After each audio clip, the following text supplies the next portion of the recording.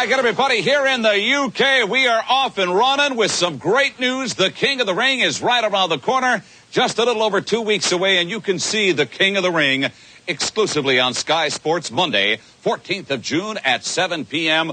Circle that one. And, of course, keep in mind that it is going to be a fantastic card from top to bottom with that gigantic tournament. I'm going to get to that in a moment. But what about a gigantic 8-man tag that'll be part of the action? The Steiner brothers and the Smoking Guns on one side.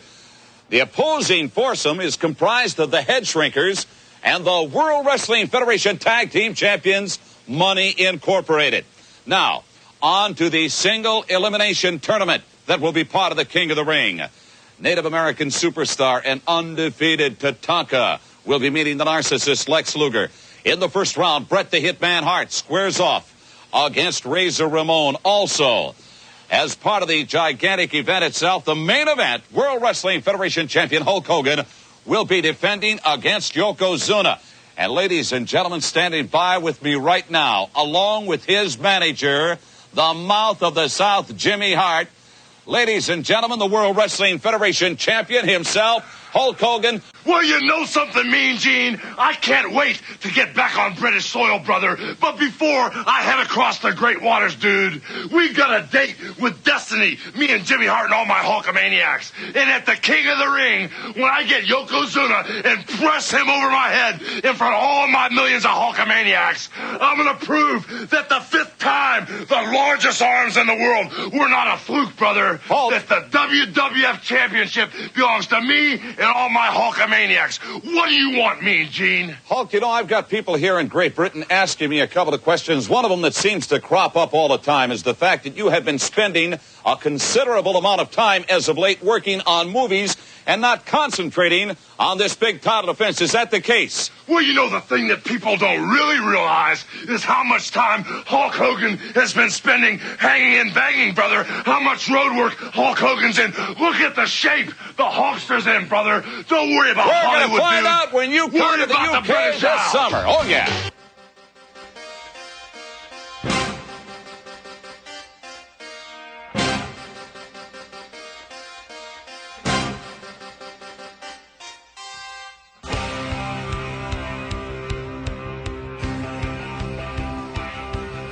Ring the damn bell. We're back. It's episode number 2 of this month in wrestling history.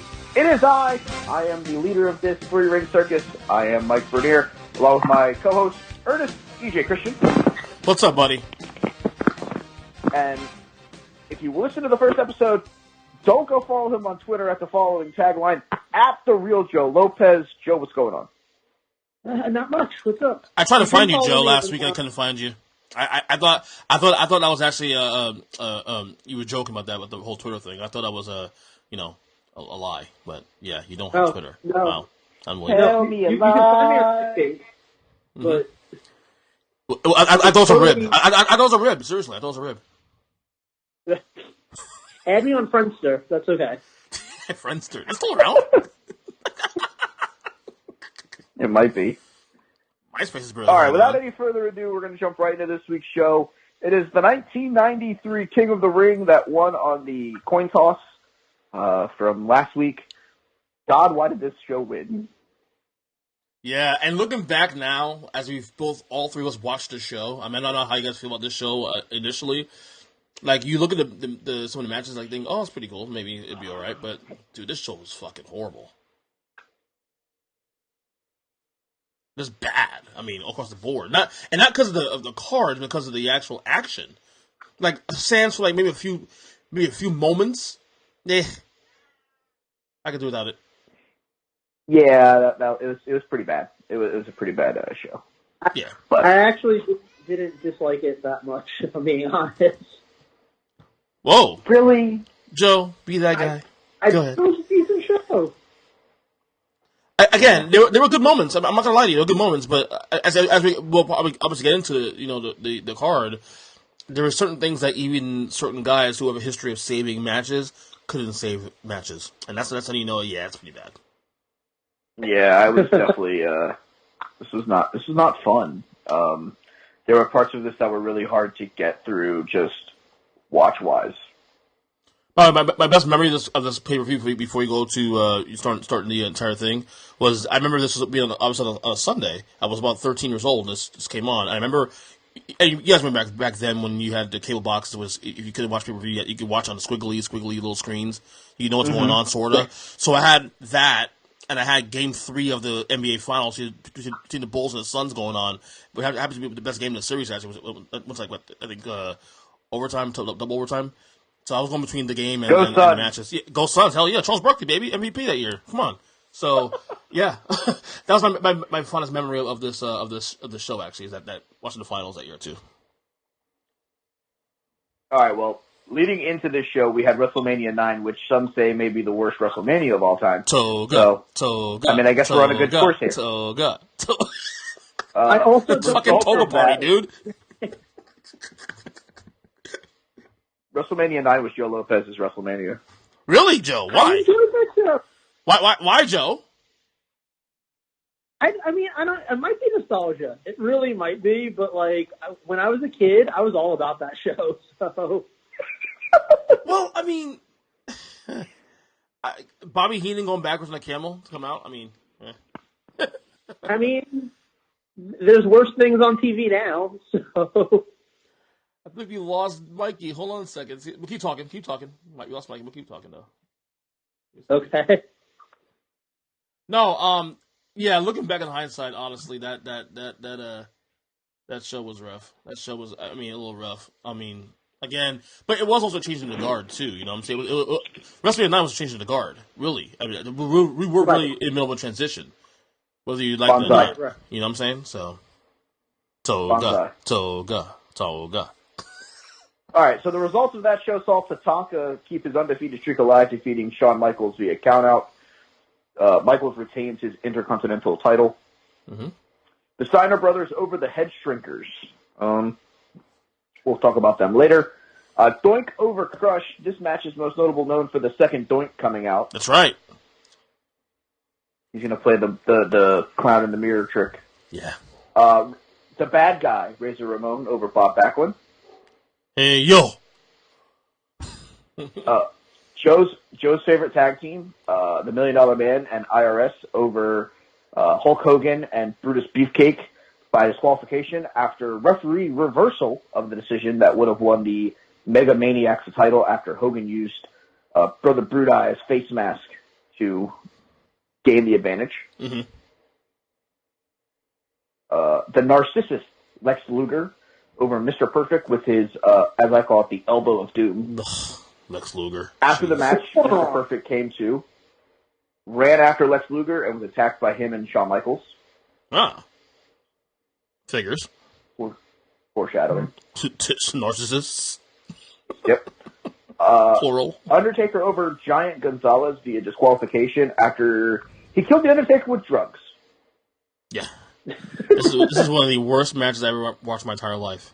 Giant Gonzalez, like like the whole idea of him being there initially. I remember when he first came in the WWF, I was like, oh wow, finally a challenge to Undertaker, and then he started fighting. Trash. Fucking straight trash, homie. And in the what was billed as the main event, Yokozuna defeated Bret Hart to win the WWF Championship. Key spot here. Fuji throws salt in Hart's eyes while he has Yoko in the sharpshooter, leading to Yoko getting the advantage and winning the match. Post-match, Hogan runs out, I am a real American. Real quick, what kind of salt? What kind of salt you think he threw in his eyes? Sea salt? No, table salt. Cheaper. Just Hogan comes out, challenges Yokozuna. Fuji accepts. Salt attempt again, misses. Hogan, boot, leg drop. Hogan must pose. That's right. Fuji's an idiot. Love Fuji at that, though. He's an idiot. He should have coming out of Wrestle.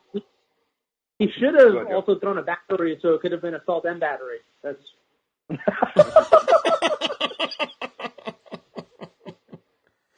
Oh God! Good Lord! So coming out of WrestleMania, we have some feuds building, not built yet, but perfect HBK.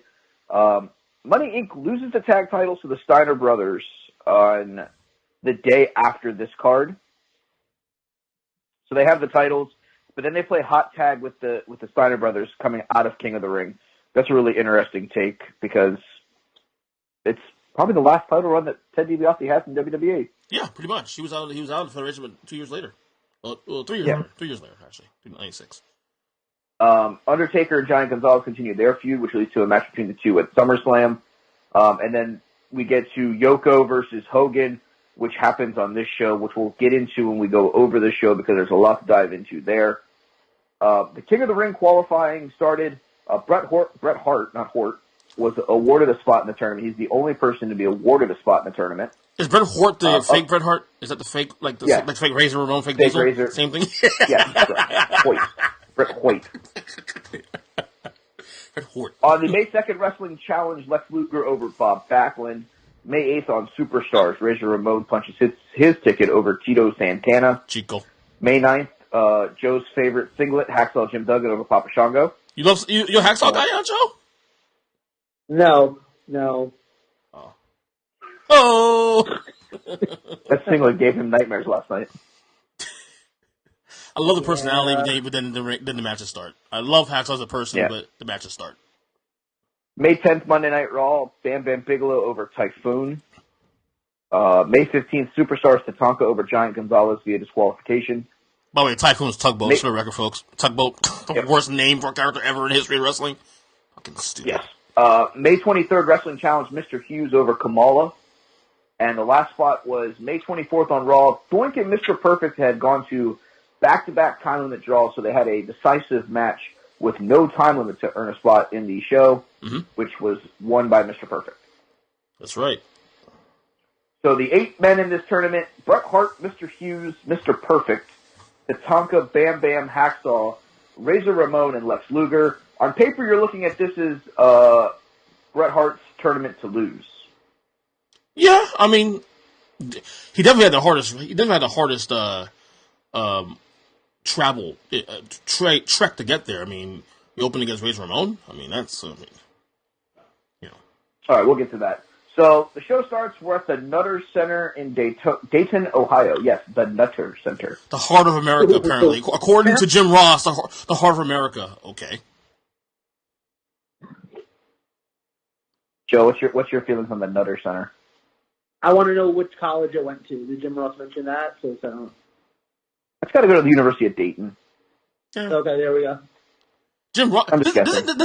I mean, obviously he's very young here, Jim Ross. But God, he sounds so young in '93. Like there's a different Jim Ross. There's a WCW Jim Ross, which is like totally young and like vibrant. And then you have the Jim Ross that we learn and love, like with the King, of course, especially in the Attitude Era. Pre Bell's palsy, post Bell's palsy. Yeah. I mean, you could tell that the tone of his voice had changed after he had his first episode. Is it wrong that I think I prefer the post palsy Jim Ross sounding better than the old Jim Ross? No, I agree. His voice sound a lot better in my opinion. Actually, a little sharper. All right, so 6,500 fans bought tickets to this event. Sellout buy rate of 1.1 on pay per view. The highest buy rated King of the Ring until 1999. Wow, really? Well, because yep. Can you see? Okay, let me ask a question before we get into the matches. Could it be that? And look, this is before the internet, of course. I mean, we still had dirt sheets and whatnot back then. Could it be that the writing was on the wall about Hulk Hogan? This could be his last big match ever, and that's why. And number one is the first King of the Ring, but also the Hogan thing. Like this could be the last big major Hogan appearance. I think fans are really big on the first ever. Okay. So if you put like first ever on anything, I think fans are going to run to it because, hey, just because it's the first ever doesn't mean it's not going to suck as much as the last one, but hey, it's the first time ever. Right. That's just my opinion. Joe? Okay. No, you're right. I don't know, honestly. I mean, it's interesting. Sometimes I wish that I had been around, I guess I was alive, but like this age and as a wrestling fan back then, because it is interesting to wonder, well, how much did you hear about, Hogan's not signing a new contract, he's leaving, or, it's so different, now being a fan at this age and with all the information out there. I mean, you have John Moxley, everyone's known. I mean, WWE just straight went for, hey guys, he's leaving. But like, you know, like back then, like how much were the rumors out there for stuff like that? Well, you have to rely on dirt sheets and magazines. Of course, you know, Meltzer was writing back then too as well and whatnot, a rumor machine. But it wasn't so accessible, obviously, then in 1993. It is now in 2019. That's the biggest thing. Right. And I had no idea Hogan was See, the thing with me, and I was 13 years old at the time, so I was a little older to at least figure out some of the things going on. Like, I knew, at this point, Hogan had been pretty much a part-time guy for about a year now. About a year. So there was this vibe already that, will Hogan be around much after this? Because he won in Mania 9 and didn't defend the title until this event, which is like 2 months later. Well, see, and the funny thing is, like, I'm at 1993, I'm 10 years old, and actually probably still 9 at this time, so I was born in August, and, you know, I'm watching, I didn't have cable, my family didn't have cable, I'm getting these events like my aunt is, you know, she quote-unquote, you know, gets pay-per-view at that time, because we were Italian and lived in New York, so she didn't pay a dime for it, but that's besides the point. She would record these shows for me, like these big pay-per-views, and give them to me. So it's like, you know, honestly, this is the first show I've watched wrestling-wise since WrestleMania that year. So it doesn't even occur to me like, oh, Hulk Hogan hasn't defended his title since then. Like, this is the first time I'm even getting to see it. It's not like today where it's like, you know, Brock doesn't show up for 6 months, and it's like, yeah, it's pretty obvious because I've been watching this crap for like 6 months. Yeah, that he's not been here. You know, but it's just a completely different.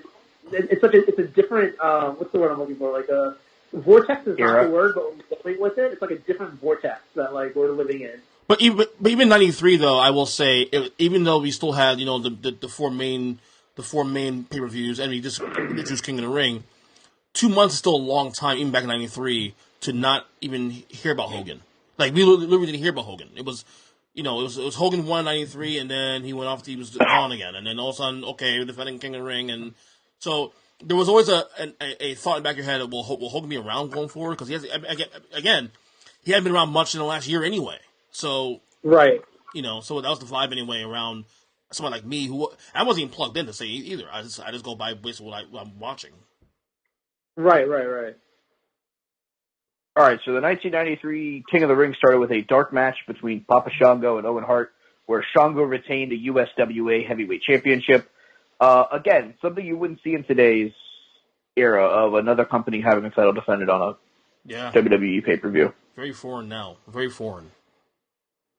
So we go to the inaugural King of the Ring. Now, they've had this before, but not on pay-per-view. So the first one, they have to put the inaugural title on to make it sound official. Yeah, they had a few King of the Rings actually in the 80s. I know Macho won one. I think in 87 he won. Junkyard Dog won one, I believe, also too in 86. I believe. Harley Race won one too. I think. Harley Race won one. Yeah, right. So this is the first major, you know, pay-per-view, of course, showing of this. I love King of the Ring. Commentary team: Jim Ross, Bobby the Brain Heenan, and the Macho Man. Ooh, yeah, right there. So we go right to the main show. Match number 1: Bret Hart versus Razor Ramon. For one, I love this entranceway. Mm-hmm. I love like the curve where they walk into the camera shot. I don't know why. I just love it. Mm-hmm. It's weird. I know. Yeah, I do too. It's clean. Very clean. Fans chanting 1, 2, 3, 1, 2, 3 after Razor Ramon loses to the 1, 2, 3 Kid. Bret Hart comes out to the biggest pop from a Dayton fan base probably ever. It's Dayton, of course. Jim Ross calls Bret Hart, quote, the number 1 seed in the tournament. I find that interesting because no King of the Ring has ever really had seeding. No. And if they had seeding, I don't know if I'd put Razor Ramon as the 8th seed. I think the reason why Hart... A couple guys after him. I think the reason Jim Ross did that, though, and I caught that too, the reason I think why he did that also is because, again, back to the whole thing was to talk about Hogan being the part-time guy. Yeah, it was Hogan the bigger star because he was Hulk Hogan, but we already were at a point now where we knew Bret Hart was the next guy. Like, he already won a title the year before that against Ric Flair, all that. So I guess it was Jim Ross's way to remind folks, oh, by the way, Bret Hart's the number 1 guy. Just subtly put it in there. You know, I think what's interesting about this show, and that the thing that hit me the most about it, is that it feels like the whole night is kind of like a coming out for Bret Hart. You know what I mean? Like it feels like they're making him on this show. Right. And the thing is though, he is already a former world champion. Like this isn't like this isn't some young guy who, is like, okay, let's get him over for the first time. This is like, he was your world champion for a while, like up until about a month or two ago. And now, like, you almost forget that he was world champion if you're watching this show, like, in a vacuum by itself, because there's hardly any reference to the fact that he's the former world champion. And it really is, it's almost like they're just building him from scratch. Yeah, Macho has to remind you in the telecast that he was a former champion. And I think the reason why that was the case, that even though we assumed Hogan was going to be gone again probably at some point, there was still a chance that Hogan might have stayed. There was, I've heard that even after this match that Vince kept going for Hogan to come back later in the year for SummerSlam maybe, or even Survivor Series. But they were still setting up Bret Hart as just in case Hogan was not going to come back, which obviously didn't come back pretty much after that. So they were just making sure that people knew Bret was the guy moving forward in the event that Hogan does not come back. Yeah, no, I mean, I get that, but it's still just interesting to me. It's like, I know you don't watch, like, the current product too much, but, like... I'm trying to.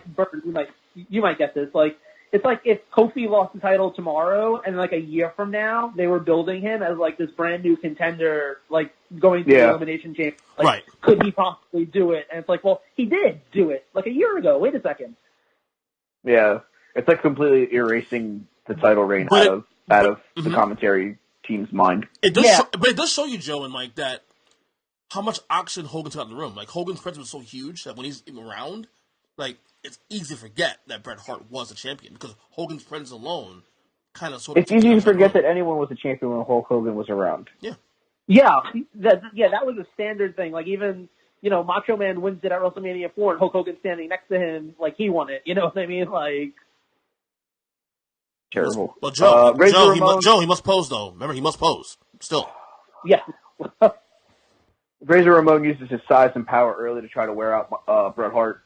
Crowd goes back to chanting 1, 2, 3. That really gets inside Razor's head, and Razor does a great job of selling his frustration at that. By the way, yeah, I love that. Love Razor. Also, for the record, Mike Chioda's mullet, pure epic. Just thought I'd put that in the notes. By the way, watching this match, I hadn't realized I had watched a Razor Ramon match in ages, and I forgot how much I enjoy Razor Ramon and the character. Like, I actually watched a fake Razor match before I watched a Scott Hall Razor match for the first time in recent memory. It reminded me how good this guy fucking was, man. He was incredible. Absolutely. He really was just like a great wrestler, and I think somehow, all of the stuff in the late '90s with Scott Hall and the early 2000s and everything, I think somehow it's been forgotten that like early '90s Scott Hall Razor Ramon was actually kind of awesome. He was kind of a fantastic wrestler in the ring. I would say Razor Ramon, even though Scott Hall had a little run. The initial NWO run for the first year, I'd give him the first 2 years. I would still put Razor Ramon's run up against any other Scott Hall run in his career.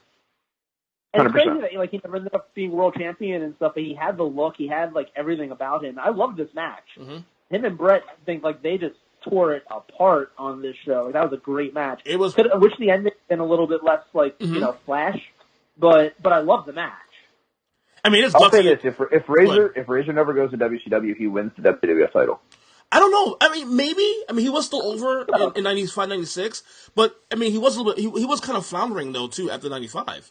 Which is honestly, he should have won the title after the ladder match at WrestleMania 10. Michael should have won the rematch ladder match at SummerSlam, and he should have won the fucking title at Survivor Series. Possibly, yeah. I can roll with that. Honestly, let me ask you this: if Razor doesn't leave in '96, does this hurt Austin's push? No, I don't think it necessarily hurts Austin because you're making Austin a heel. Razor was a face at that time. I think it just gives Austin somebody else to feud with that has great in-ring work. Could you imagine Hall and Nash being involved still with Vince in the 96-97 run? I mean, that would have been incredible. A lot of options. They would have had all the talent. Definitely, no doubt about that. This match was potentially the best match on the card. I have it in my top 3. Yeah, mine too. The finish sees Bret Hart wiggle out of the Razor's Edge, counter into a small package that gets a 2 count. Then he gets in the ref's face, which I thought was interesting. A face getting in a ref's face. Mm-hmm. You never see that. Bret's former heel. People forget Bret was a heel before, though. People forget that. No, but I'm saying they had made him a course. red cookie cutter babyface over the last year. So for him to get in a ref face is kind of interesting. Yeah. Razor gets the upper hand, gets Bret on the middle rope, goes for a fall-away slam or a backdrop. Bret floats over. Razor goes out, I guess, and gets the win. Mm-hmm. I don't know if I love the finish, but I don't hate the finish. The match was so good that the finish sucked. The match was still overtaken. Those guys were amazing in the ring together. Yeah, agreed. So, post-match, we see an angle from WWE Superstars where Mr. Hughes and Harvey Whippleman take possession of The Undertaker's urn. Hughes hitting The Undertaker in the head with it repeatedly. Paul Bearer tries to get up, and he gets hit with the urn. Then we head to the ring where Mr. Hughes and Harvey Whippleman are standing in the ring with The Undertaker's urn as Mr. Perfect heads to the ring for the second quarterfinal match. This match was what I thought was probably another really, really good match. I think I even may have had it, if it's not in, nope, I took it out of my top three, but it was probably the fourth best match to me, because the fact that Mr. Hughes, for his size, had that much agility and speed was fucking amazing. And not only that, doing that wearing fucking glasses and a full suit getup. Come on. I was a fan. I love that character. I really did. When I was a kid, and even looking at it now, I'm just like, oh, this is awesome. Like, why didn't he become more of a thing? And I agree, this match was awesome. I actually really enjoyed this. Mr. Perfect, too. I mean, just bumping around, and, you know, he's one of those guys that, again, I think, like, as a kid, wasn't one of my favorites, but, like, looking at him now, it's like, wow, you were awesome. He's amazing. He's incredible. I mean, he's a top 5 bumper all time. Him, Shawn Michaels, Macho, some 35 guys I think are the best bumpers ever.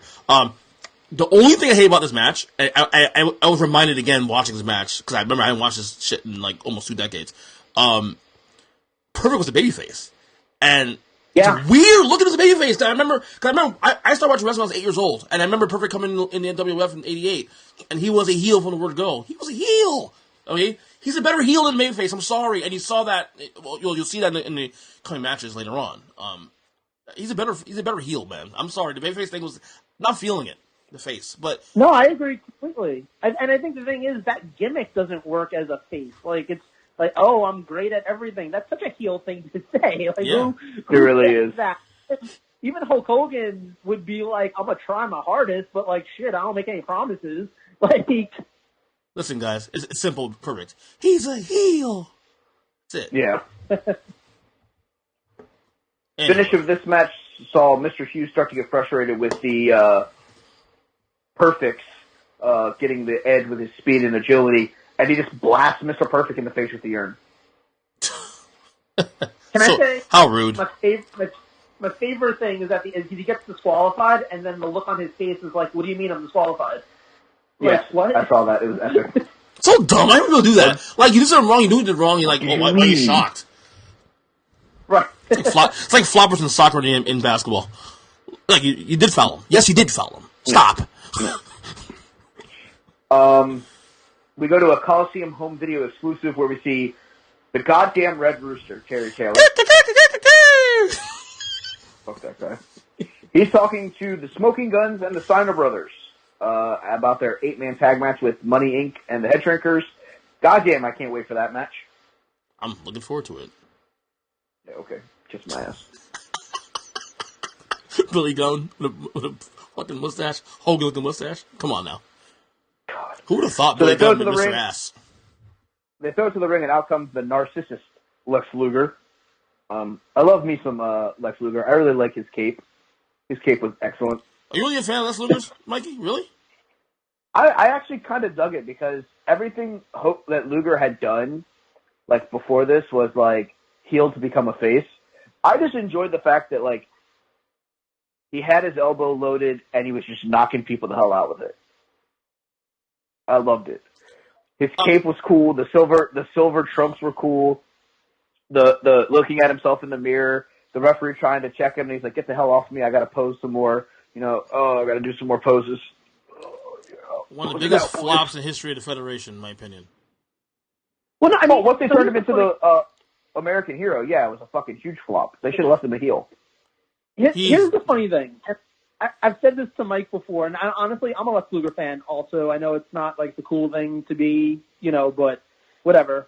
And that goes back to even like his work in the 80s in WCW and stuff. I think he had a great look. I think he could turn it up when he needed to in terms of wrestling, I think it's interesting because he's probably and I can't think of anyone else specifically, which is why I say this. I think he's the one guy that both companies tried to turn into their like top guy and failed miserably. And I don't get why necessarily because, like I said, I'm a fan, but like you can't ignore the fact that like WCW tried to make him number one top guy, world champion. Well, I'll tell you why. I'll tell you why real quick. I mean, it's very simple. And Vince said it himself too. Like he had a look. Vince loved big guys, and Luger was looked at as a possible next Hogan, like blonde and muscular and the look and all that. But Hogan had a character. Hogan had a personality. Luger, not so much. Right. Well, and then his issue in WCW was his Flair, Rick, and the Four Horsemen, and Sting was a bigger draw than he was ever going to be. Of course.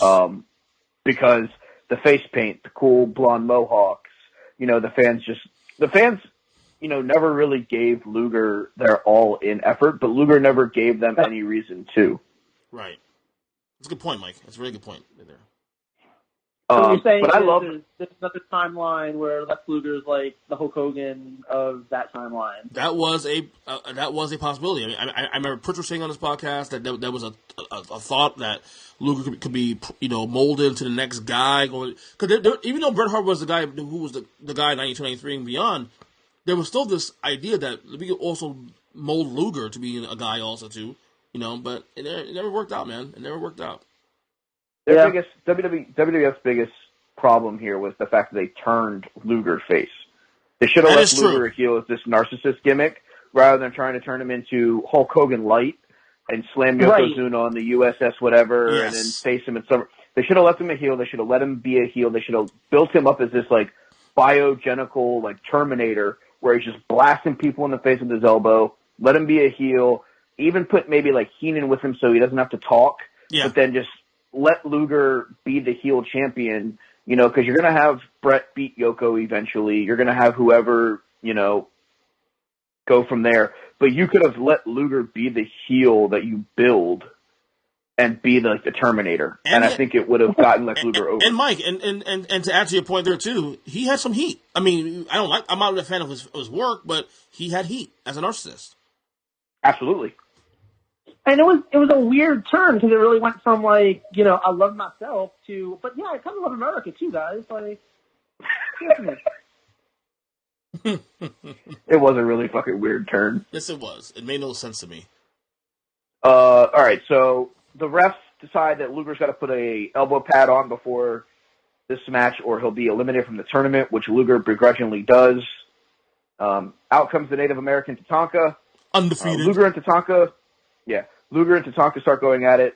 Tatanka flips the mirror, or pushes the mirror on Lex Luger. The bell had already rung. Why is that not a disqualification? Because I think it was before the bell part, the ring, wasn't it? I don't know. No, the bell. I think the bell did ring, actually. That's some horse shit. Lex Luger deserves to go on to the next round. That's all I'm saying. Sign a petition. We need more posing. It's like a Game of Thrones fan now, Mike. Go sign a petition. 25 years too late, bud.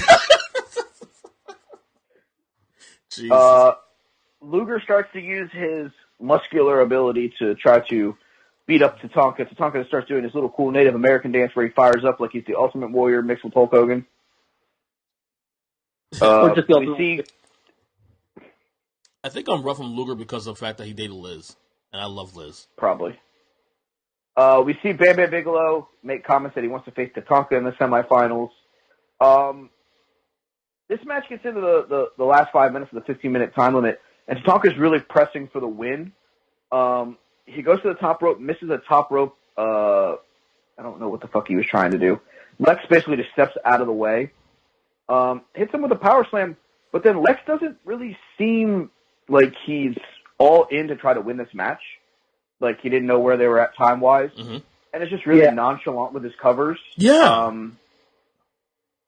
I don't know. That's just something that just kind of like rubbed me the wrong way. Yeah, and also going back and watching it. And on top of that, like he'll do a move, like he'll hit Tatanka, he'll fall, and he'll have his hands on his waist, just swinging around. Like, come on, dude, really? What are you fucking doing?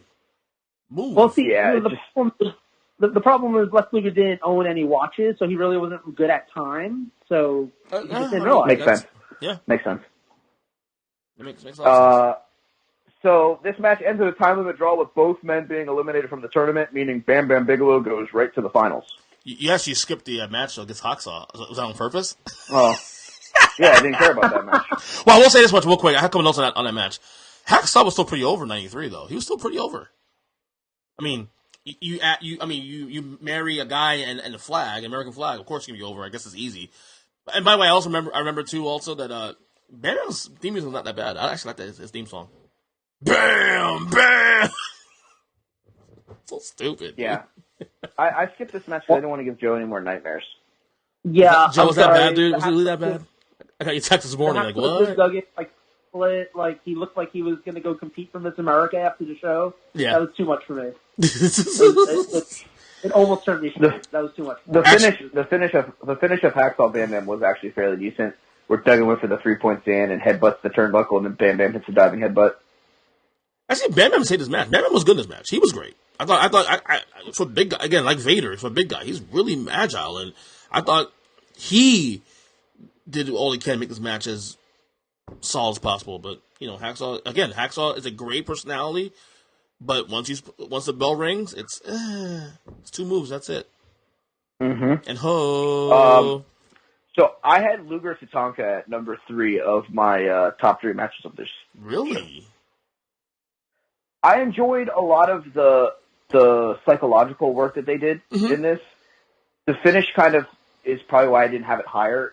If Luger would have actually went all in on trying to actually win the match rather than flexing and adjusting himself, I think I would have bought into it more. But then Luger grabs the mic and asks for 5 more minutes, which is a really face thing to do, which makes no fucking sense. That's true. Which everyone's like, 5 more minutes, let's do it. It's true. Anyway. I think they were very all over the place right there, because, in 2 months he would be a face. So I think they were just like, let's tease it, but maybe not. Like, we don't know. Yeah. I'll say this. Yeah, so I'm a huge Tatanka. I think you get were some there feelers. when I met Tatanka. Yeah, Luger takes the arm pad off and blasts Tatanka in the back of the head, knocking him out. He's still a heel. All right, so, yep. Okay. Do you guys think that, Ahmed Johnson had seen this, and that's the reason why he wore all of the elbow pads? Because he was just like, oh, hell no, they ain't going to disqualify me like they tried to Lex Luger. Yes. Yes, 100%. Okay. Maybe, yeah. Cool. Yeah. So we go to the back. Mean Gene is talking to Bret Hart and Mr. Perfect. They're having a back-and-forth exchange. It ends with them talking about which one of their dads would beat the other one's dad. Mean Gene, the instigator in this whole thing, too. You see him? God, what a fucking instigator. I love Mean Gene to death. Rest in peace, of course, but he was instigator in this whole conversation. It's so bad. He didn't even have a hotline to plug here. No, he just says, oh, you said this, oh, you fucking gossiper. Like, really? Mr. Perfect goes for a handshake, but then dekes out Bret Hart as Bret Hart's music hits, and Bret Hart hits to the ring. So this match has a 30-minute time limit. Bret really used his ground game to control the early stages of this match, which I thought was going to be a thing that they did. But then Perfect is able to pick up the speed. He sends Bret from the apron into the metal barrier, which was probably a good, 8 or 9 feet away. So the fact that he hit Bret that hard that Bret flew and hit the metal barrier, kind of athletic. Not gonna lie. And early signs of seeing, guys being thrown to near the table. We didn't see a lot of that back then. No, we also didn't see guys jumping 7 or 8 feet from the apron to the, ringside barrier either. Of course, right. So then Bret starts working over Mr. Perfect's legs. locks him in a figure 4. It looks like Perfect was going to give up there for a little while, which I thought was really good camera work to get like the look on Perfect's face where he looks defeated, like he's going to lose, he's going to lose, he's going to lose. But then, like, no, I'm going to get to the ropes. Gets to the ropes, gets the rope break. Bret goes for the sharpshooter, but Perfect's able to use the injured hand that Bret has from earlier in the night where Razor stomped on Bret's hand. Mm-hmm. Bret suplexes Mr. Perfect to the outside, which I thought that was a pretty cool spot. Not going to lie. That was. Yeah, it was. Perfect goes for an inside cradle, gets a 2 count, Hart counters, and wins with the inside cradle. Hart and Perfect handshake, and that's what the finals with Bret Hart versus Bam Bam Bigelow. Not as good as the SummerSlam 91 match, but it was definitely a really good match. It's a really good match, yeah. Probably the best of the night. Probably best of the night, I would say. Definitely my top 3. I mean, that's. I have it. I had that second. Oh. Same. I had Bret Razor as number 1. Yeah, I'm torn between Bret Razor and Bret Perfect. I loved Bret Razor. There was some psychology in that too with that Bret Razor match too. Look at us twins. Yay!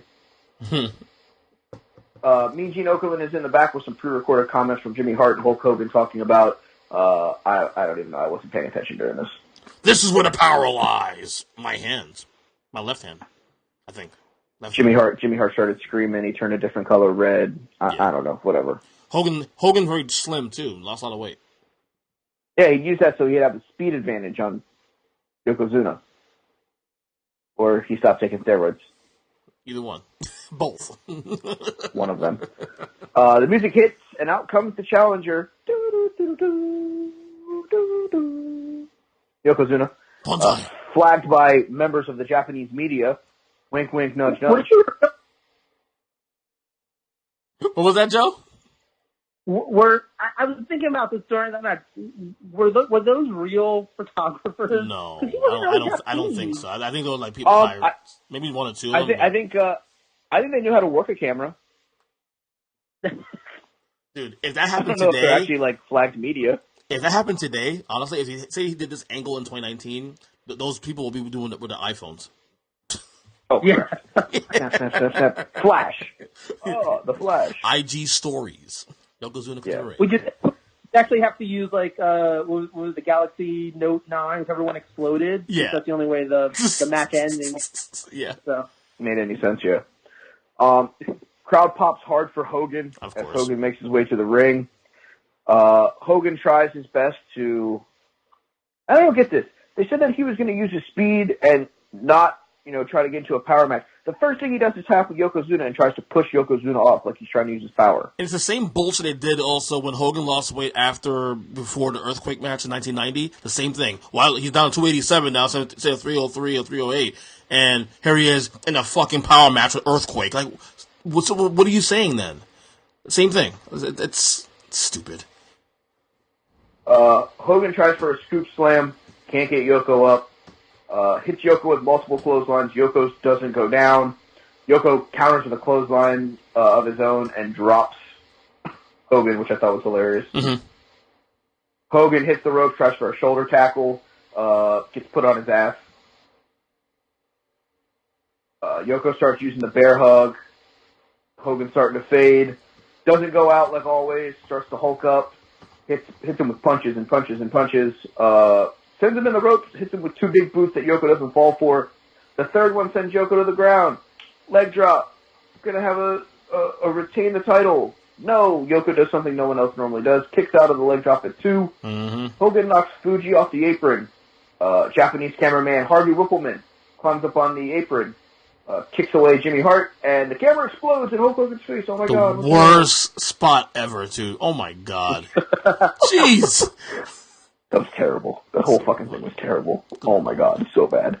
Yoko with a leg drop wins the WWF Championship. Post-match, Yokozuna kills Hulkamania with a bonsai drop in the corner. Yes, I said it. He killed Hulkamania. Let's sidebar a couple minutes of this discussion, because obviously the biggest highlight of this show is the Hulkamania angle and whatnot. Absolutely. There was a lot through the match quickly so we could talk about the extra. Yeah, because the match was shitty, to be honest. Let's be real. Match was crap. Honestly, the I 30. didn't hate it. In fact, I'll go for say this. Think I'm crazy. The 30-second match for WrestleMania 9 was better than this one. Just saying. No. But a lot of speculation too is that, and I remember listening to I think Pritchard also on his podcast a couple of months ago that Bret was supposed to be the guy. Bret wanted to be Hogan wanted. Well, Bret was pissed that Hogan didn't put him over. In other words, and Yeah, Hogan the original opted talk for was that Yokozuna. Bret was going to lose to Yoko. Yoko was going to lose to Hogan. Hogan was going to put Bret over on the way out.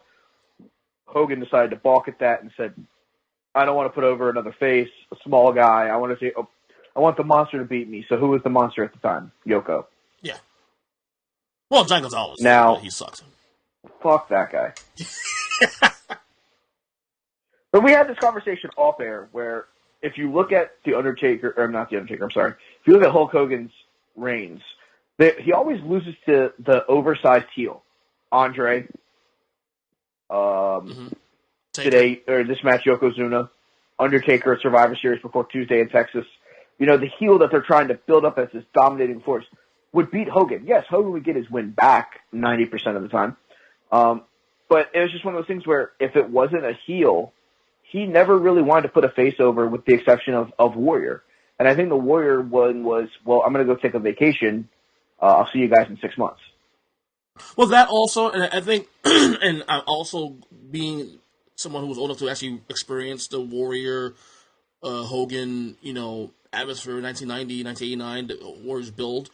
Warrior was getting as much pop as Hogan at this point. Even though Hogan was the big guy, was the bigger name, Warrior's name was huge. So it wouldn't look so bad if Hogan lost to Warrior.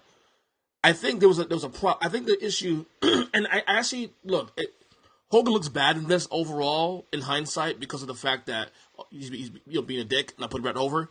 But think about it. There was still a culture war too. Remember, Vince was still fighting this idea of like big guys. He wanted big guys, muscular guys to be the face of his company. But yet, there's this groundswell of Shawn Michaels, Bret Hart, all these smaller guys who can carry the company that he wasn't convinced at this time could do so. And I think Hogan looked at it as a big picture thing that, if Bret Hart, who's smaller than me, beats me, the Hogan name, the Hulkster, Hulkamania name is not as valuable moving forward. I can see why Hogan would think that, too, to be honest with you, in that moment. I would say this. If Hogan was legitimately thinking about coming back to WWF ever, he would have thought about putting over Bret Hart. He knew in his mind he was not coming back. He did not want to give a face a push on the way out to then he'd have to compete against when he goes to WCW eventually in 94. Right. Joe, your thoughts? Joe? Honestly, I don't know that I agree with that. I actually think that it was probably more to do with the size thing with Hart. Although at the same time, it's not like they tried to get him to put Luger over or something like that. But right. I mean, I guess Luger's also a smaller guy. I don't know. I feel like there was more of a chance that Hogan was trying to keep the door open for, the whole fact, like we were saying before, the fact that like Lex Luger kind of within 2 months goes from being the narcissist to being Mr. America, was so weird that part of me really thinks that slot is kind of left open for Hogan. Correct. Think about it. Like, how much of a moment would that have been that Hogan shows up at the Intrepid and Hogan slams Yokozuna and Hogan goes to SummerSlam and wins the title, all of that. That feels so perfect that like it's hard to imagine that wasn't at least like somewhere in the thought process, somewhere in the planning, that it just didn't come together. But like I sort of feel like the path was there for that. I feel like that spot was definitely left open for Hulk. I'm saying Hulk had it in his mind that he wasn't coming back, and just kept feeding Vince lines of, "Oh, we'll talk." Possibly. I mean, yeah, you could be right, but I think Hogan was WWF left that spot open, right. And then we're like, "Oh, now we got to fill it. Who the fuck do we fill it with?" I think also, though, too, Hogan was serving two masters in a sense, too. One being to Vince, well, regardless if I come back or not, I got to take the title off of you because even if I come back, I'll probably be a part-time guy. We need somebody to take the title. Well, Yokozuna is, at the time was getting a lot of heat. He was number one heel in the company at that point too. Made sense. But if Hogan came back, he didn't want to destroy his reputation or his character by losing to a smaller guy. Again, it was more of a culture war. Now, if this happened in 2002, 2003, 2004, different story, because we now know smaller guys can carry the company. A la Steve Austin, a la Shawn Michaels, Bret Hart, and others. But in 1993, that was not the thought process still at the time. If you watch the Shawn Michaels, Bret Hart documentary, that was a big deal about, could the smaller guys run this company? And it was still this prehistoric mindset that Vince had, even up to the mid-90s. Absolutely. So, hi Hogan. After the match, we see Mean Gene with Shawn Michaels and the to-be-announced bodyguard that Vinny Shawn Vegas announces as Diesel in this promo. Of course, Mean Gene is so distraught that Hulk Hogan, lost the title because say your prayers, eat your vitamins, all that fun stuff. It's BFF, man. I thought that because they were talking to Michaels, they were going to transition into the Intercontinental title match. Nope, they gave us that shitty-ass 8-man tag match. Which I, fortunately for me and my health, unfortunately for content purposes, I fast-forwarded it. I had to. I couldn't take it. The Smoking Guns and the Steiner Brothers versus the Head Shrinkers and Money Inc. Notable parts of this match, one of the Head Shrinkers almost super kicked Bart Gunn's head straight off of his shoulders. Oh. That was pretty cool. Mm-hmm. The ending saw the $1 Million Man have Billy Gunn in the $1 Million Dream. Gunn was basically out. Ref could have dropped his hand for the third time. Rather than letting it finish off, $1 Million Man lets Billy go. Billy hits $1 Million Man with a small package and wins it for the faces. Post-match, all 8 guys brawl. It was like a mini battle royal. We should have done that instead. Now I'd rather watch a battle royal than fucking 8-man. Can we leave the 8-man tag matches for Survivor Series, please? God, I hate 8-man tag matches. Can't stand them across the board. I don't mind them. I mind them when they're pointlessly on a pay-per-view that already has 9 matches on it. Mm-hmm. So that's when this match was why are we doing this? This match was the pee break in between Hogan, Yoko, and the finals. And the title match, the IC title match. I would have gone and got pizza at this point at Dayton in another arena. Well, I mean, that was very well. The audience is going to be so distraught that Hulk Hogan lost the match. Let's put a random match that doesn't matter how the fans react. It's really just to kill time. Enter Steiner Brothers and Smoking Guns versus Head Shrinkers and Money Inc. To be fair, though, Steiner Brothers back then was still pretty over. I actually thought at one point they would be the greatest tag team in history of wrestling because they were pretty over in WCW too. But yeah. So then we go to the Intercontinental title match between Crush and Shawn Michaels. Crush with his awesome bleach blonde mohawk, or excuse me, not mohawk, mullet from Hawaii. Yeah, Hawaii. Yeah. Rules. Yeah, dude. Shawn Michaels and Diesel. This match was okay, but the finish is what made the match with the 2 doinks coming out to distract Crush. And Crush getting super kicked in the back of the head by Michaels. Crush is a dummy. He lost complete focus in this match. Just went straight to fucking clowns. You're wrestling a fucking Intercontinental title match, and you're all of a sudden distracted by clowns and not knowing that Shawn Michaels in the ring. I don't know. That's the way it was just dumb. I actually hate this match, honestly. That's one of those just wrestling things, like referee never trusting the good guy but trusting the bad guy. It's like you're going to be in the middle of an important match, and someone you don't like is going to show up, and you're going to lose all focus that you've ever had on anything. Because it's like what dogs do. Like you're walking your dog and your dog's sniffing something, and all of a sudden a dog they don't like is nearby, and they're just like, wait a second, I must hate this other dog now. That's just what seems to happen to wrestlers. Yeah, and it's very rare you ever hear me like criticize a Shawn Michaels match, and it's not even because of Shawn Michaels. Shawn Michaels did what he could anyway. But this is one He of was working hard. Yeah.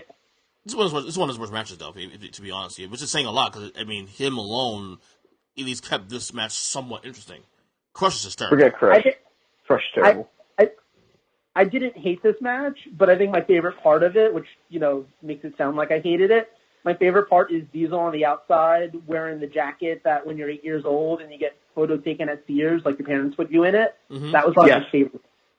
Like, was this also Shawn Michaels like really kind of like chubby phase? Also, you gained some weight, look kind of chubby. Yeah, he really did. Yeah, a little chubby, chubby HBK. Yeah. All right, so the finals of the 1993 King of the Ring were finally there. It's Bam Bam Bigelow versus Bret Hart.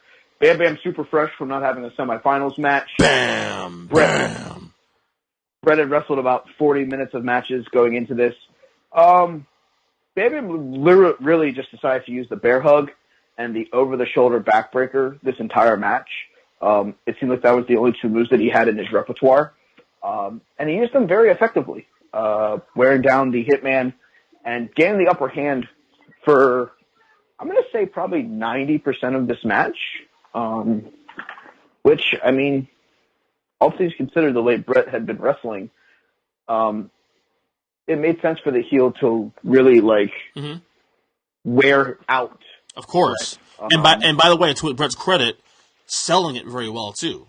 One of the things about being a great wrestler is not only being, athletically great and performing well, is also selling when you're getting beaten up.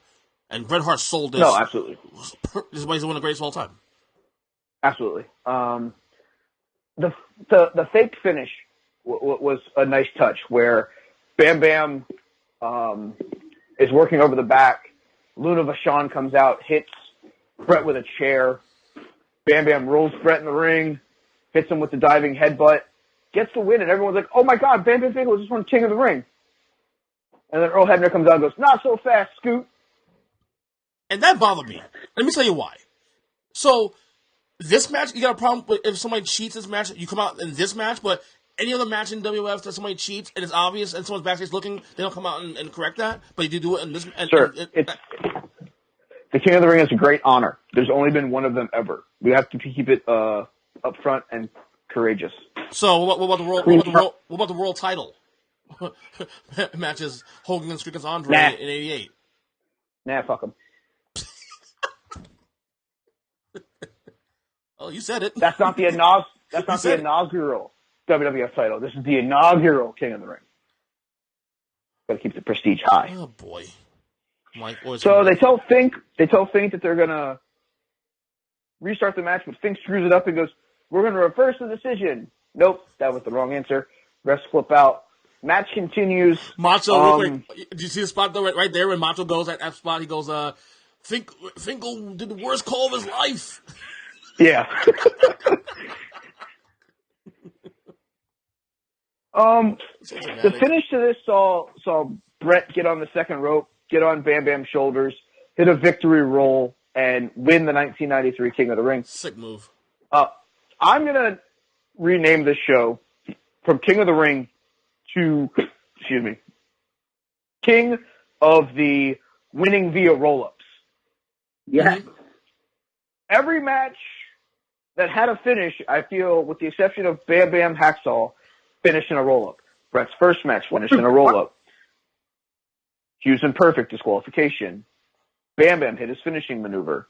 But then Bret wins against Perfect with a roll-up. Bret wins against Bam Bam with a roll-up. The Smoking Guns win the 8-man tag match with a roll-up. You want a fruit roll-up? Yeah. Holy shit! So you get more roll-ups?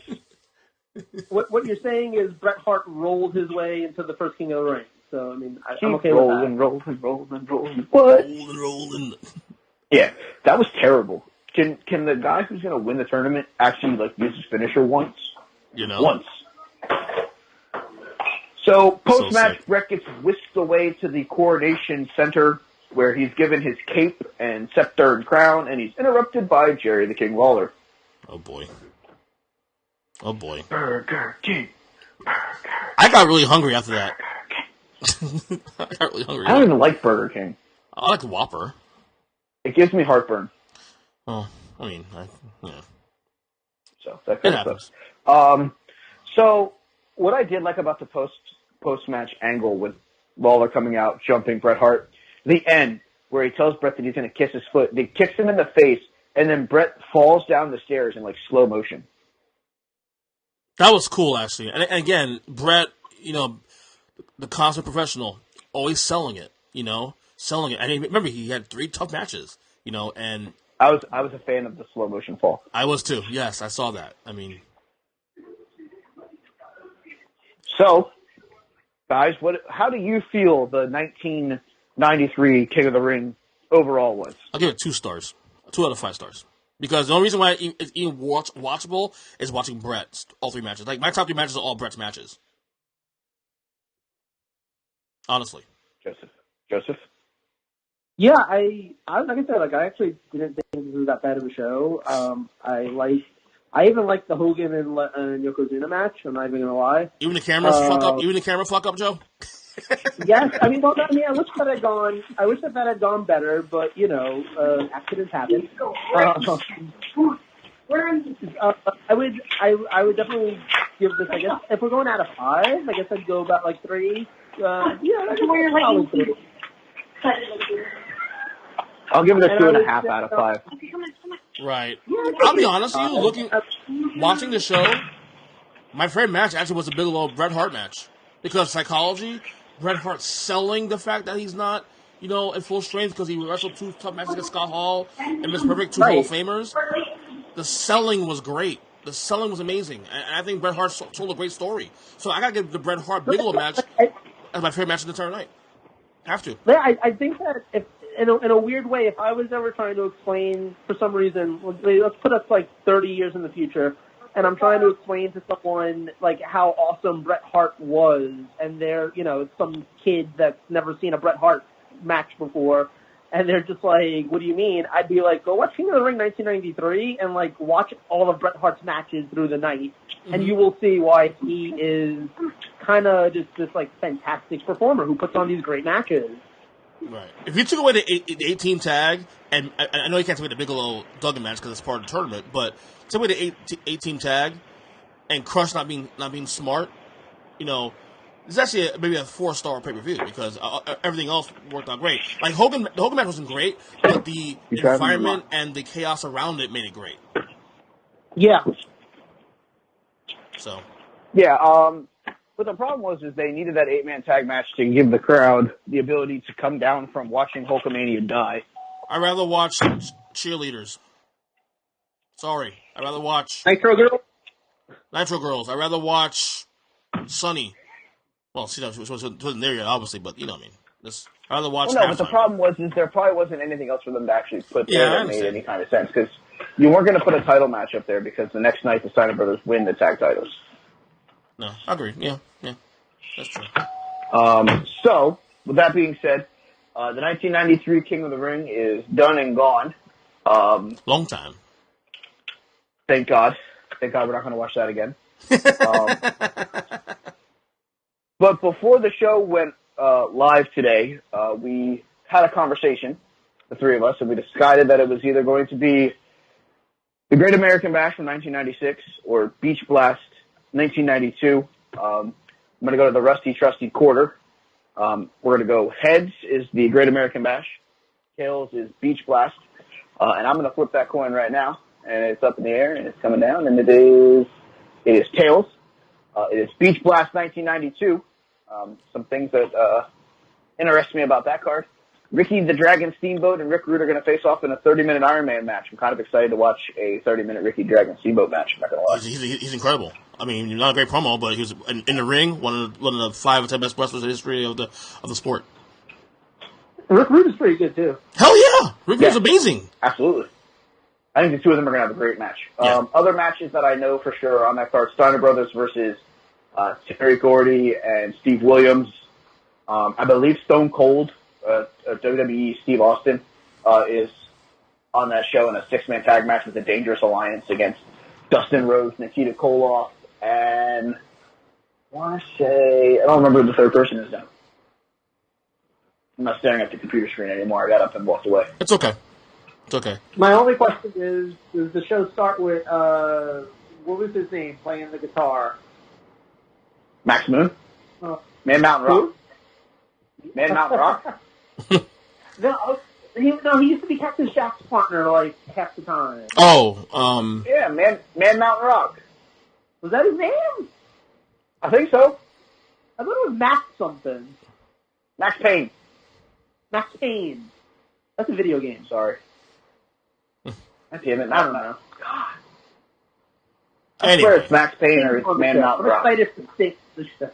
I'm actually talking about this one because I'm excited to watch the show not from watched 92. it. I don't think I've ever watched a show in my life, and I'm looking forward to watching something fresh. So I'm looking forward to this one. Oh, nice. So, with that being said, we're going to wrap up 93 King of the Ring here. Join us next week, 1992 Beach Blast. It's going to be a fun one. Follow Earnest Christian. What's your Twitter handle? EJ Christian 7. Follow him there. You can follow me on Twitter at They Call Me Burn. You cannot follow Joe Lopez at The Real Joe Lopez. Like I said last week, do not go search that. It is not Joe from the show. You can follow him on Friendster, though. Yes. Follow him on Friendster. You can probably add him on Facebook. Don't either. That's just creepy. So, with that being said, it looks like we're out of time. The refs counted to 3, and we're going to wrap up this episode of This Month in Wrestling. So, for my co-hosts, Ernest Christian and Joe Lopez, I am Mike Bernier. Until next week, enjoy the fights, enjoy the wrestling, and stay safe, America.